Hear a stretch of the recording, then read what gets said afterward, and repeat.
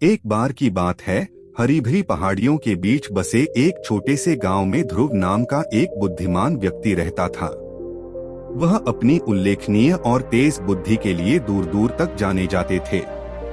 आसपास के गांवों के लोग अक्सर विभिन्न मामलों पर उनसे सलाह और मार्गदर्शन मांगते थे। एक दिन ध्रुव की बुद्धिमत्ता की खबर ग्राम प्रधान राजा विक्रम के कानों तक पहुंची। सुनी सुनाई कहानियों से प्रभावित होकर राजा विक्रम ने ध्रुव की बुद्धि का परीक्षण करने का फैसला किया। उसने ध्रुव को अपने महल में बुलाया और उसे एक चुनौती पेश की।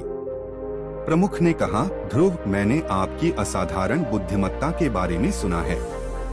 मेरे पास आपके लिए एक पहेली है। इस महल में 3 दरवाजे हैं।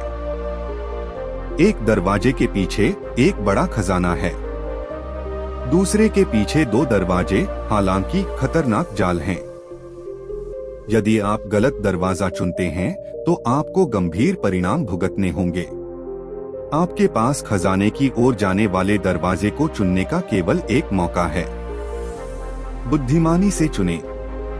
ध्रुव ने एक क्षण के लिए मुखिया की बातों पर विचार किया। वह जानता था कि उसकी प्रतिष्ठा दांव पर थी और उसे एक निर्णय लेना था जिससे न केवल उसे लाभ होगा बल्कि उन लोगों की भी रक्षा होगी जिनकी वह परवाह करता था। उसने सोचने के लिए एक क्षण का अनुरोध किया और पास के एक पेड़ के पास पहुंचा।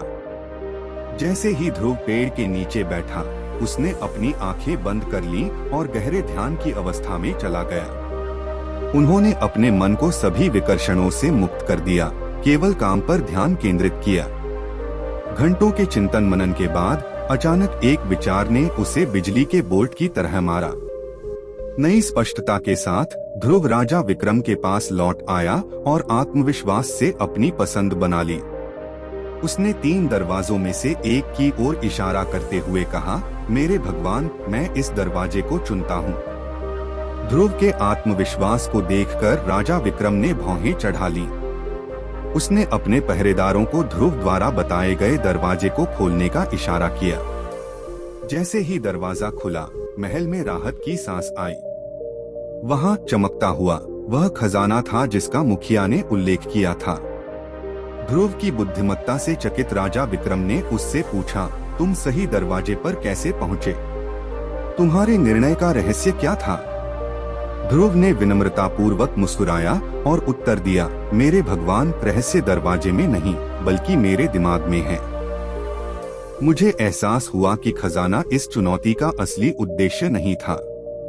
इसके बजाय यह मेरे लिए अपने अंतर्ज्ञान पर भरोसा करने का अवसर था और दृढ़ विश्वास के साथ निर्णय लेना था।